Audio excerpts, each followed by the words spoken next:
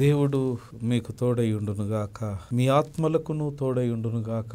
తండ్రి, కుమారుడు, పరిశుద్ధాత్ముడైనటువంటి త్రియేక దేవుని యొక్క నామమున మనిషి జీవితంలో విశ్వాసానికి, భౌగోళానికి, భాషకు, బంధానికి, రంగు, రూపానికి అతీతమైనటువంటిది. ప్రతి మానవుడు జీవితం యొక్క అనుభవంలో పొందేటువంటి భయము, జీవితంలో ఆస్వాదించే ఆనందం, జీవిత కాలములో వారు పొందేటువంటి తన్మయం, బహుశా ఈ భావోద్వేగాలకు సరి అయినటువంటి అక్షర రూపం కల్పించడం అంత సులువైనటువంటి పని కాదేమో అన్నది ఒక మానసిక శాస్త్ర నిపుణునిగా, వేదాంత శాస్త్రాన్ని పఠించే పరిశోధకునిగా నాకున్నటువంటి అనుభవపూర్వకమైనటువంటి ఆలోచన. అనుభూతి ఏదైనప్పటికీ అట్టి అనుభూతిలో మానవుడు సవ్యంగా సాటి సృష్టికి, జీవచరాలకు, జంతువులకు, పశుపక్ష వృక్షాదులకు లేనటువంటి ఒక మహత్తరమైనటువంటి అనుభవాన్ని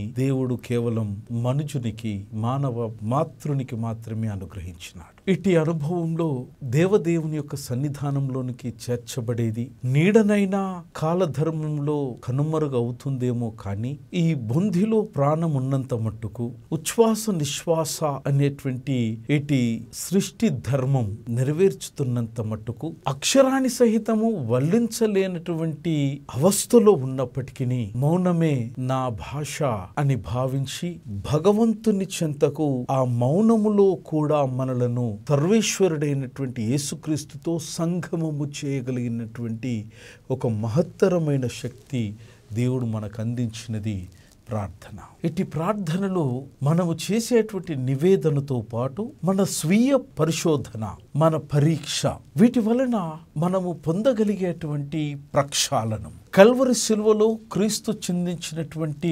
పవిత్రమైనటువంటి రక్తములో పొందేటువంటి శుద్ధీకరణ, ఇది ప్రార్థనలో మనము దేవునికి మన పక్షంగా విన్నవించేటువంటి ఒక అర్పణ, సమర్పణ, ఆవేదన, అర్థనాదము, ఆందోళన, సమస్తము మిళితమైనటువంటి ఒక భావోద్వేగం. అందుకే తెలుగు క్రైస్తవ కీర్తనలలో భక్తులు అద్భుతంగా దేవదేవునికి తమ యొక్క మనవిని వారు విన్నవించినారు. తమ మనస్సును ఆయన పాదాల చెంత పలికించినారు. ప్రార్థనలో ప్రార్థనా భరితంగా, ధ్యానయుక్తంగా మనం పాడగలుగుతున్నటువంటి సంగీతం, ఎంత పాపినైనను యేసు చేర్చుకొనును, అంచు నీ సువార్తను అంతటా చాటించుడి. హల్లెలూయా, హల్లెలూయా, ఎంత పాపినైనను యేసు చేర్చుకొనును టంచు ప్రకటించుడి.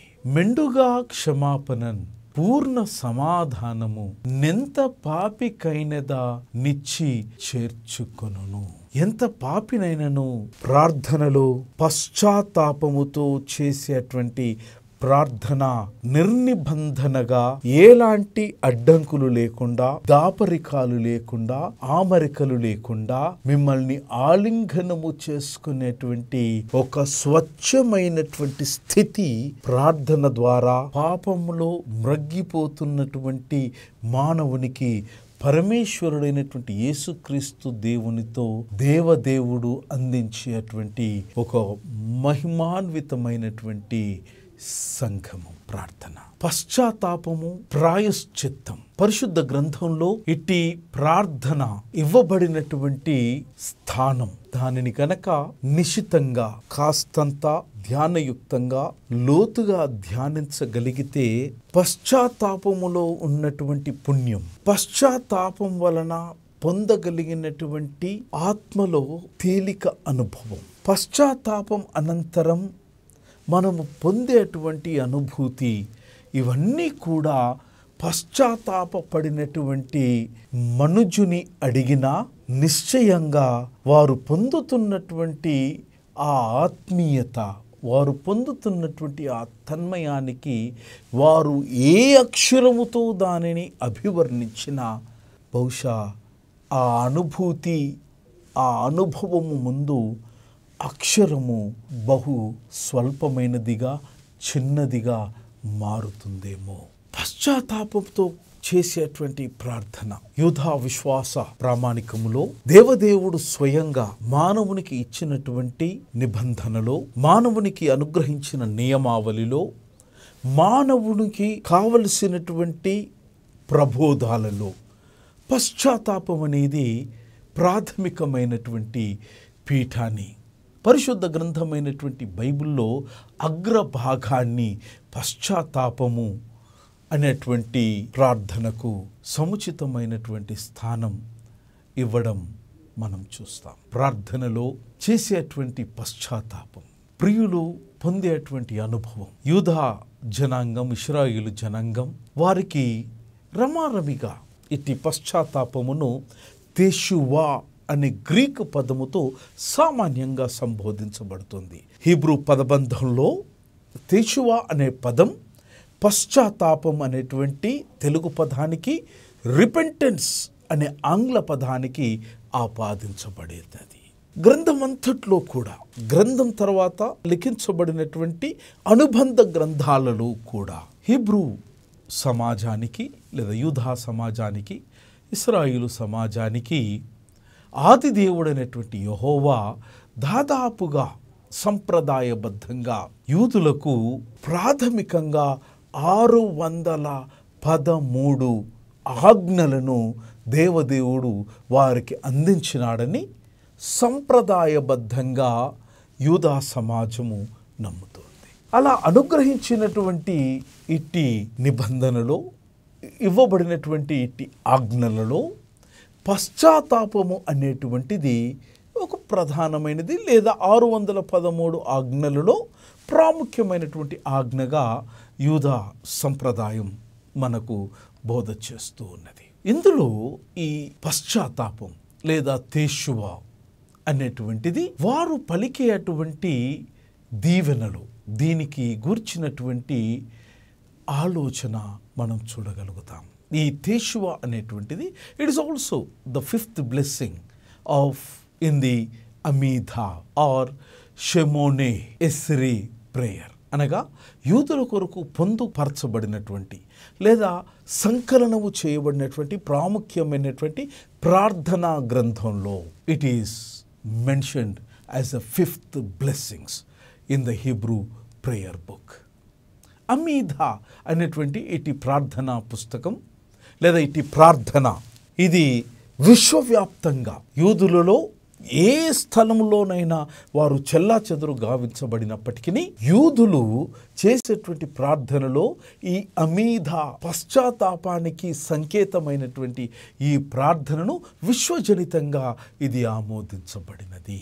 ఒక్క మాటలో సరళీకృతంలో దీన్ని చెప్పాలి అనంటే, క్రైస్తవ సంప్రదాయంలో మనము ప్రతినిత్యము చేసేటువంటి ప్రభువు నేర్పినటువంటి మాదిరి ప్రార్థన లాంటిది.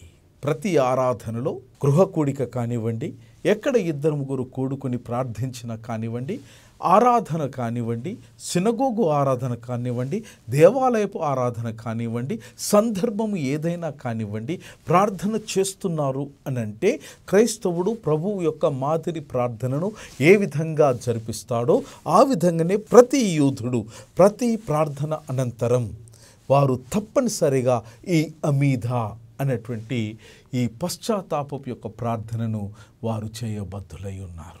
ఈ అమీధా అనేటువంటి ప్రార్థనలో రిపెంటెన్స్, పశ్చాత్తాపం అనేటువంటిది it is understood to me as turning away from since, both of omission as well as commission, and turning towards God.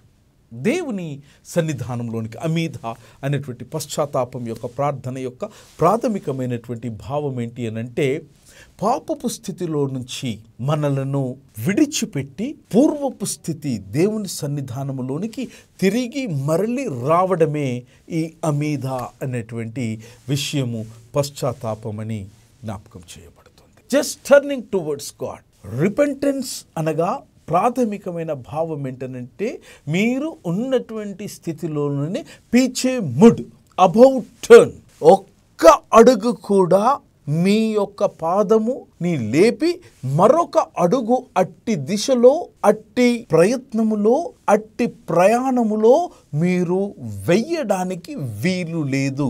ఉన్న పాటున మీరు తిరిగి దేవుని సన్నిధానంలోనికి ఏ స్థితిగతిలో నుంచి మీరు ప్రయాణాన్ని ఆరంభించి పడిపోయినారో తిరిగి లేచి పడిపోయిన స్థితిని దాటి ప్రయాణాన్ని ప్రారంభించినటువంటి ప్రాథమికమైనటువంటి పరిశుద్ధమైనటువంటి స్థితి, దేవుని స్థితి, దేవుడు అనుగ్రహించినటువంటి స్థితికి వైపు తిరిగి నీవు పునఃప్రయాణాన్ని ప్రారంభించడమే పశ్చాత్తాపం.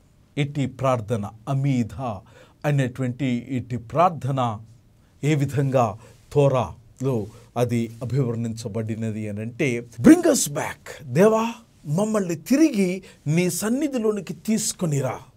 అవర్ ఫాదర్, తండ్రి, అబ్బా, టు యువర్ థోరా, ఎక్కడికి తిరిగి తీసుకొని రావాలి అని ప్రార్థన చేస్తాడు అమీధాలో యూదులు అని అంటే, తండ్రి, అబ్బా, మీ యొక్క పంచఖండాల వైపు నన్ను తీసుకొనిరా.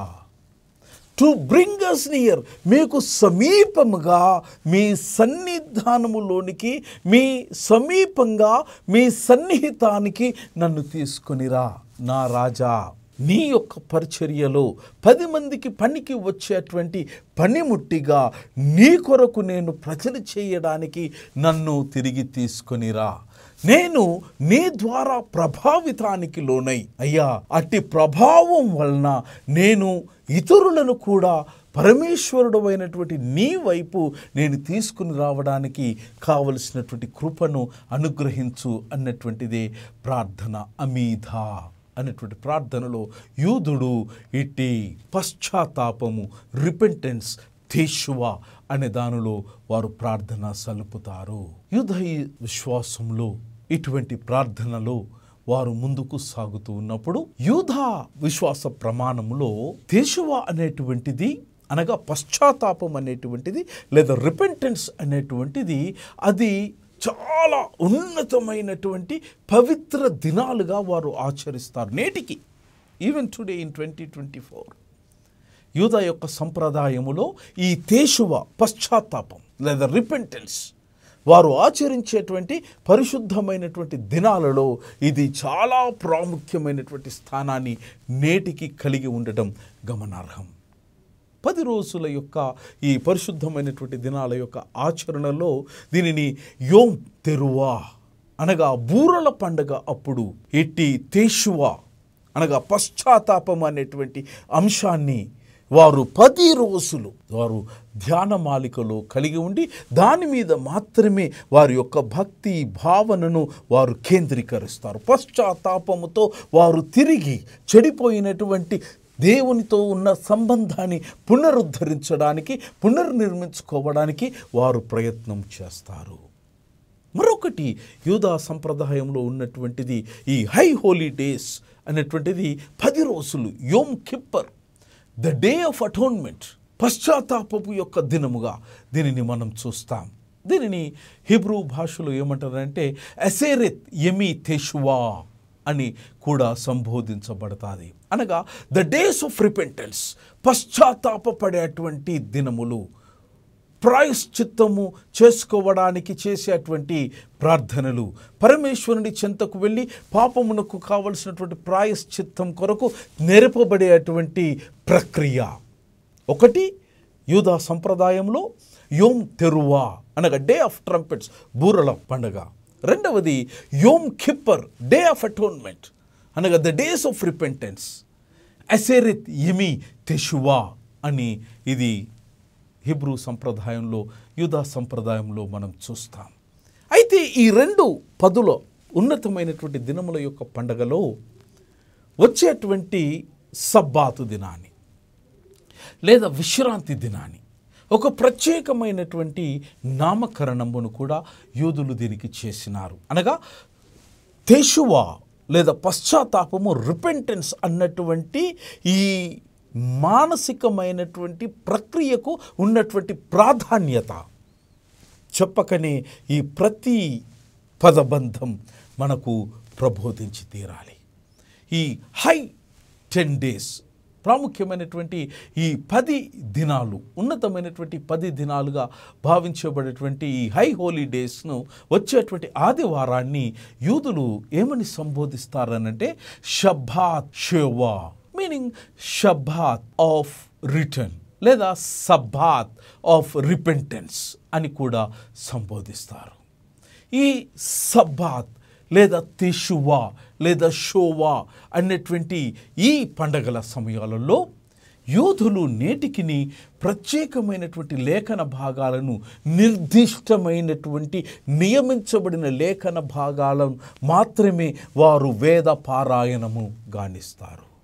ఎంపిక చేసుకున్నటువంటి ఆ పఠనములు, అఖండ పఠనములు లేదా వేద పారాయణ పఠనములు లేదా పరిశుద్ధ గ్రంథమైనటువంటి పాత నిబంధన గ్రంథంలో నుంచి వారు ఎంపిక చేసుకున్నటువంటి పఠనం ఈ యొక్క what we say the repentance, పశ్చాత్తాపం అనేటువంటి దానికి ఎంపిక చేసుకున్నటువంటి కొన్ని లేఖన భాగాలలో హోషేయ గ్రంథము 14వ అధ్యాయం మొదటి 2 వచనాలు వారు తప్పనిసరిగా ఇట్టి ఆరాధనలో వారు చదువుతారు లేదా పఠిస్తారు. ఇశ్రాయేలు, నీ పాపము చేత నీవు కూలితివి కనుక నీ దేవుడైన యెహోవా తట్టు తిరుగుము. మాటలు సిద్ధపరచుకొని యెహోవా యొద్దకు తిరుగుడి. మీరు ఆయనతో చెప్పవలసినదేమనగా, మా పాపములన్నిటినీ పరిహరింపుము. ఎడ్లకు బదులుగా నీకు మా పెదవులను అర్పించుచున్నాము. నీవు అంగీకరింపదగినవి అవే మాకున్నవి. ఇటు ప్రత్యేకమైనటువంటి సబ్బాత్ షోవా లేదా Sabbath of return, Sabbath of repentance, Sabbath of teshuva. ఇటు సమయంలో మీకా గ్రంథంలో నుంచి కూడా 7వ అధ్యాయము 18వ వచనం కూడా చదవటం మనం గమనిస్తాం. తమ స్వాస్థ్యములో శేషించిన వారి దోషమును పరిహరించి వారు చేసిన అతిక్రమముల విషయమై వారిని క్షమించు దేవుడైన నీతో సమానుడైన దేవుడు ఉన్నాడా?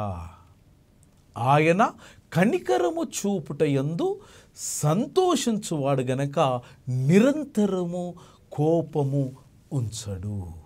ఈ విషయాన్ని యోవేలు గ్రంథం 2వ అధ్యాయం 15వ వచనంలో మనం చూస్తాం. సియోనులో నుండి బాక ఊదుడి, ఉపవాస దినము ప్రతిష్ఠించుడి, వ్రత దినము నియమించి ప్రకటన చేయుడి. ప్రజలంతా కలిసి మనసారా దేవుని వెదకండని పిలుపు ఏ కారణం వల్లనైనను ఎవ్వరూ దూరాన ఉండిపోకుడి. ఇంతకు ముందు వచనంలో ఆశీస్సు కలగడానికి మార్గం ఇదే. 16వ వచనంలో కూడా మనం చూస్తాం, జనులను సమకూర్చుడి, సమాజ కూటమును ప్రతిష్ఠించుడి, పెద్దలను పిలువనంపుడి, చిన్నవారిని స్తన్యపానము చేయు బిడ్డలను తోడుకొని రండి. పెండ్లి కుమారుడు అంతఃపురములో నుండి, పెండ్లి కుమార్తె గదిలో నుండి రావలెను.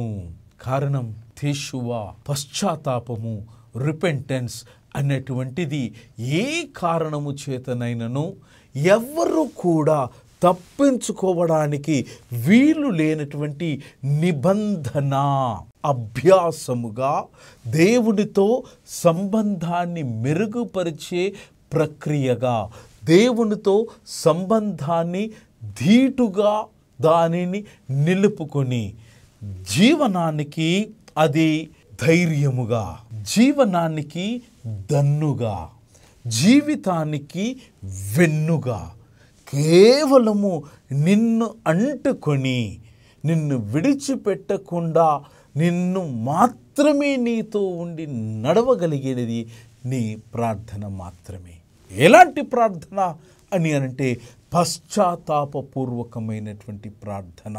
ఎందుకు పశ్చాత్తాపూర్వకమైనటువంటి ప్రార్థన చేయాలి అని అడిగితే, పశ్చాత్తాపకమైనటువంటి ప్రార్థనని మాత్రమే వీగిపోయిన, విరిగిపోయిన, దూరపరచబడినటువంటి దేవునితో నీకు, నాకు, మనకు ఉన్నటువంటి సంబంధాన్ని కేవలము పశ్చాత్తాప ప్రార్థన మాత్రమే మాత్రమే పునరుద్ధరించగలుగుతుంది. Full stop. తెగిపోయినటువంటి బంధాన్ని తిరిగి అది నిలబెట్టగలుగుతుంది. ఆ బలము కేవలము పశ్చాత్తాపపు ప్రార్థనలో మాత్రమే దేవుడు అనుగ్రహించినాడు. పశ్చాత్తాప ప్రార్థన ఎందుకు కావాలి అనంటే అది సర్వాంతర్యామి అయినటువంటి దేవదేవునితో సామాన్యుడైనటువంటి మానవునికి, పాపభూయిష్టమైనటువంటి బ్రతుకుతున్నటువంటి భక్తునికి ఇట్టి పశ్చాత్తాపము వలన తిరిగి ప్రక్షాళనము గావింపబడి దేవుని సన్నిధానంలోనికి వెళ్ళడానికి ఒక మార్గాన్ని, ఒక సోపానాన్ని అది కల్పిస్తుంది. కనుక పశ్చాత్తాపాన్ని ఆశ్రయించినటువంటి నరుడు, పశ్చాత్తాప ప్రార్థన చేయగలిగినటువంటి నారి ధన్యుడు, ధన్యురాలు. బైబిల్ అనుసారంగా వేదం యొక్క 66 గ్రంథాలు పుస్తకాల అనుసారంగా పశ్చాత్తాపము అనేటువంటి ఈ తేషువా హీబ్రూ యొక్క ఆలోచన అనుసారంగా అది కేవలము భావోద్వేగానికి సంబంధించింది కాదు. నేను మళ్ళీ రిపీట్ చేయాలి ఈ సత్యమైనటువంటి సందేశాన్ని. పశ్చాత్తాపము అనేటువంటిది హీబ్రూ బైబిల్ అనుసారంగా, హీబ్రూ ఆలోచన విధి విధానంగా పశ్చాత్తాపం అనేది, రిపెంటెన్స్ అనేది, తేషువా అనే హీబ్రూ మనిషి యొక్క భావోద్వేగానికి సంబంధించినటువంటి అనుభూతి కాదు. మరేంటి పశ్చాత్తాపం? What is repentance? What is teshuva? Teshuva అనగా, పశ్చాత్తాపం అనగా, రిపెంటెన్స్ అనగా ఇట్ ఈస్ ఎ డెసిషన్. పశ్చాత్తాపం అనగా మిత్రమా, నీవు తిరిగి దేవుని యొక్క దారిలోనికి రావడానికి చేసే అటువంటి ఒక నిర్ణయం. It's a decision. మరి ఎటువంటి డెసిషన్ అది అనంటే, ఒక్కసారి ఒక నిర్ణయము, ఒక విషయం పట్ల నేను తీసుకున్న తర్వాత ఎట్టి పరిస్థితులలో ఆ నిర్ణయము నుంచి వెనక్కి వెళ్ళకూడనటువంటి నిర్ణయం. పశ్చాత్తాపం అనంటే భావోద్వేగము కాదు. పశ్చాత్తాపం అంటే it is an act of will. It is a decision. నీవు నిర్ణయము తీసుకున్నావు. ఎలా నిర్ణయము తీసుకున్నావు అనంటే, ఒకరి యొక్క ఒత్తిడి వల్ల నిర్ణయము తీసుకోవాలి, ఒకరిని మెప్పించడానికి నిర్ణయము తీసుకోవాలి, ఒకరు చెప్పడం వల్ల నిర్ణయము తీసుకోవాలి. మరి నిర్ణయము నువ్వు ఎలా తీసుకున్నావు అనంటే, నీలో ఉన్నటువంటి పంచేంద్రియాల, నీలో ఉన్న మస్తిష్కంపు, నీలో ఉన్న ఆలోచన, నీకు కలిగినటువంటి ఒక మంచి మనస్సు, ఒక స్థిరమైనటువంటి పునాది వేయడానికి దేవుని వైపు నేను తిరిగి వెళ్తాను, ఆయాసకరమైనటువంటి దానికి అంతం పలుకుతాను అని నీకు నీవుగా స్వతహాగా స్వచ్ఛందంగా సర్వేశ్వరుని వైపు నీ ప్రయాణాన్ని తిరిగి పునరుద్ధరించాలని, పునఃప్రారంభించాలని నీకు నువ్వుగా తీసుకున్నటువంటి నిర్ణయము.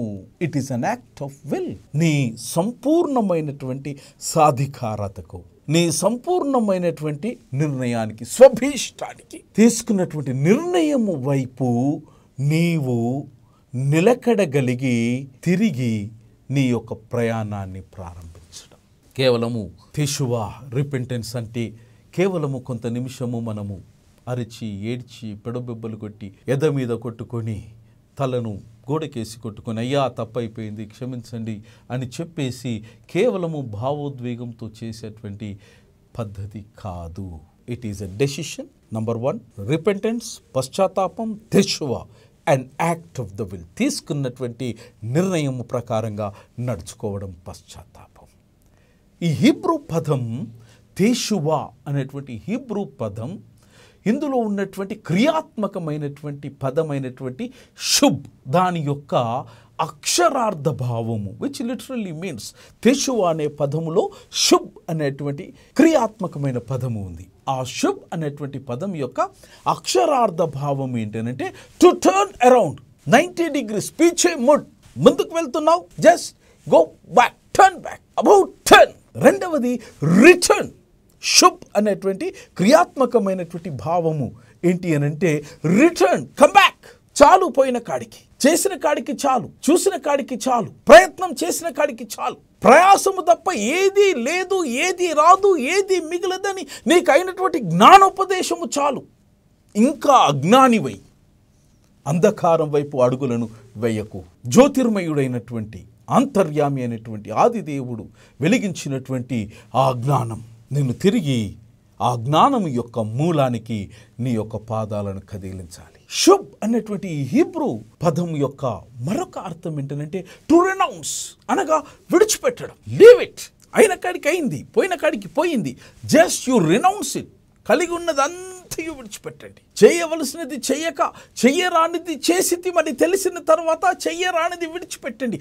చేయవలసినది ఇంకా బోలెడంతుంది, ఆకాశం అంత ఉంది. ఆది దేవుడు తన యొక్క హస్తాలను చాచి మిమ్మల్ని ఆలింగనము చేసుకోవడానికి ఆహ్వానం పలుకుతా ఉన్నాడు. Teshuva, repent and you come back. It is something pertaining to your decision. It is something pertaining to the act of the will which you have made a decision of your own. Repentance, according to the Jewish thinking, it is not an emotion, but it is a verb. It has an action. It expects action from oneself. It helps us to begin the action, and it gives us, empowers us, strengthens us, boosts us with the Holy Spirit, so that we can restart the journey. With the regeneration, we can reach our destiny where it is very much safe in the hands of the Lord Almighty. Repentance is something, a wonderful prayer. మంచి ప్రార్థన. యోధులు చేసేటువంటి ప్రార్థన అమీధాలో గొప్ప ప్రార్థన. Bring us back, our Father. Bring us back to your Torah. Our Father, bring us back near you. Our King, Lord, bring us back, Teshua, to your service and influence us to return in perfect repentance before you. Blessed are you, Hashem, who desires repentance. కేవలము పశ్చాత్తాపాన్ని మాత్రమే కోరుకునే పరమేశ్వరుడైన యేసుక్రీస్తును దేవునిగా కలిగినటువంటి మనమందరము ధన్యులం. అయితే ఆ ధన్యత సమస్తమైనటువంటి మానవ లోకానికి లోక కళ్యాణార్థమై జరిగించాలని క్రీస్తు కాంక్షిస్తున్నాడు.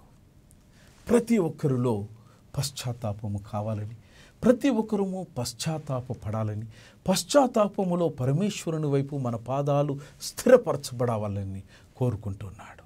ఆ పశ్చాత్తాపమే మనల్ని పరమేశ్వరుని వైపు, పరమేశ్వరునిలో లీనము చేయగలుగుతుంది, పరమేశ్వరునిలో సంగమము చేయగలుగుతుంది, పరమేశ్వరునిలో ఏకము చేయగలుగుతుంది. పరమేశ్వరుడు నచ్చింది, పరమేశ్వరుడని యేసుక్రీస్తు దేవుడు మెచ్చింది పశ్చాత్తాపమే. ప్రార్థన పశ్చాత్తాపూర్వకమైనదై ఉంటే అది దేవదేవుడు మెచ్చిన ప్రార్థనగా స్థిరపడుతుంది.